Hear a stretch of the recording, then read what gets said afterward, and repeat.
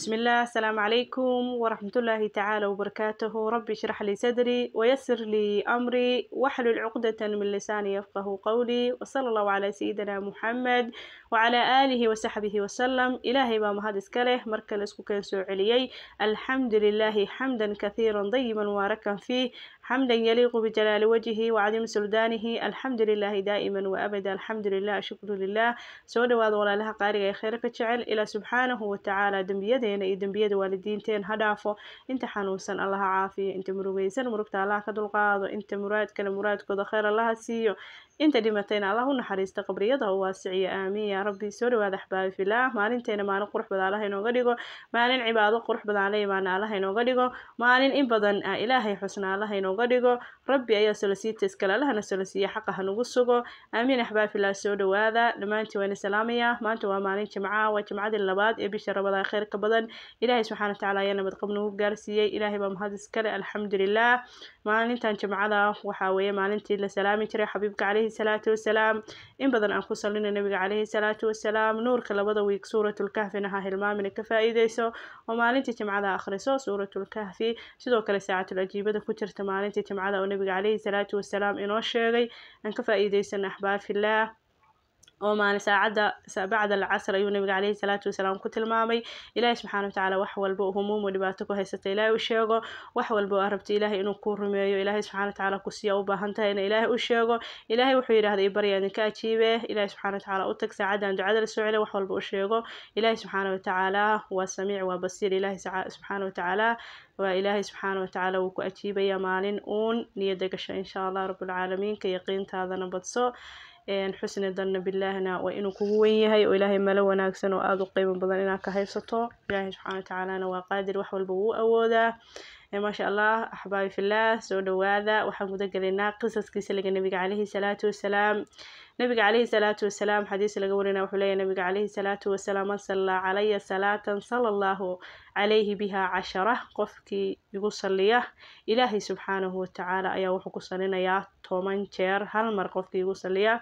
xadiis kale nabiga calayhi salaatu wasalaam wuxuu leeyahay laa tajcaluu buyuutakum qabuuran, guryihiina qabuuraha ka yeelinina, walaa tajcaluu qabrii ciidan, qabrigaygana ciid ha ka yeelinina, wasalluu calaya fa ina salaatakum tabliquunii xayumaa kuntum.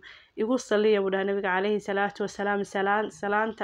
salinta aad igu salinaysaan way isoo gaaraysaa meel walba caalamka ka joogtaan. nabiga calayhi salaatu wasalaam xadiis kale wuxuu ku leeyahay albakayl, bakayl waxaa la yidhaahdaa alladii man dakarta cindahu falam yusalli calaya.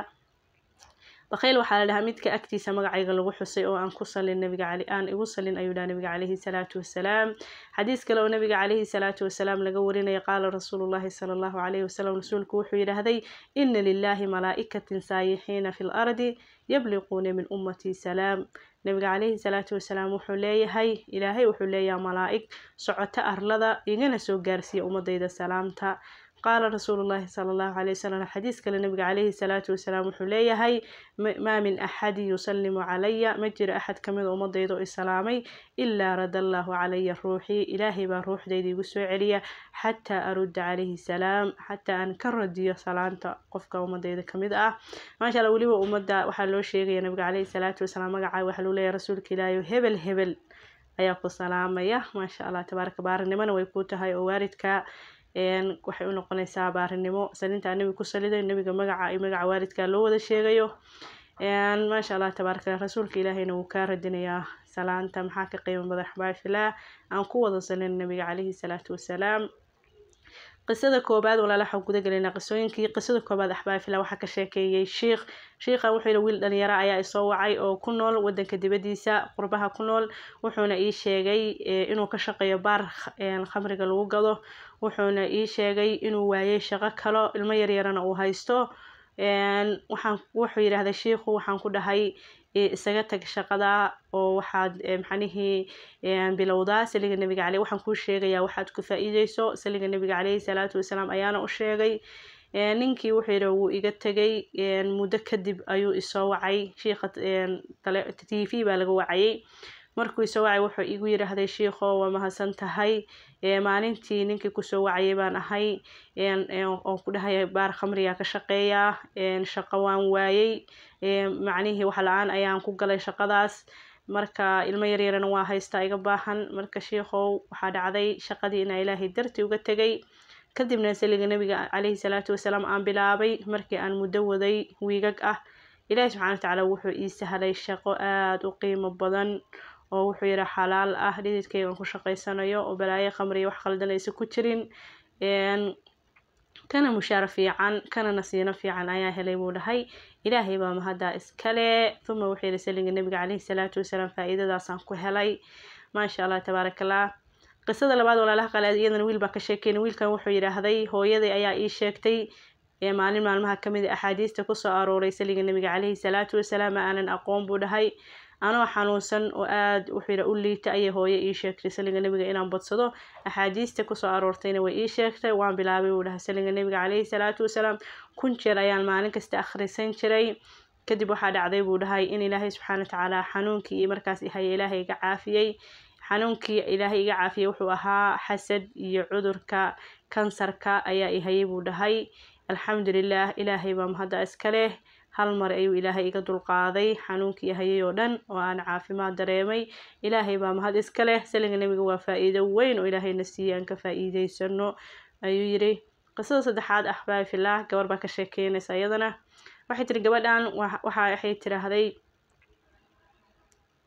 waxay tiri waxaa arrintan i weydiisatay arrin ayaan weydiistay bay tiri sawjkayga kadib waxay tiraahday sawjkayga wuu xanaaqay dharbaaxo buu wejiga iiga dhuftay bay tiraahday kadib ishii baa iga dhacday dharbaaxadii ugu dhuftay darteed baa ishii iga dhacday waxba waan arki waayey bay tiraahday markii dhibtaas igu dhacday ilaahay baan u cararay ilaahay baan u dacwooday ilaahay baana arrinkayga u sheegtay saliga nabiga ayaan badsan jiray ishaydiina macnaa ishi ayaanu ku tufi jiray saliga nabiga calayhi salaatu wasalaam alxamdulilah waxay tiraahday markii uu rabadaantan ay soo gelaysay maalmihii rabadaanta bilowga ahaa rabadaantan ku jirno wax yar ka hor ayaa ilaahay subxaana watacaala ishaydii ii caafiyey hal mar ayaa waxaa arkaanoo wax arkaya alxamdulilah ilaahay maa mahadda iska leh fakarkii iyo murugadii iga haysatay ishayda walwalka ay islahaa ishaadii way dhacday ilaahay subxaana watacaala ayaga dulqaaday bifadlihi thuma waxay tiri saliga nabiga calayhi salaatu wasalaam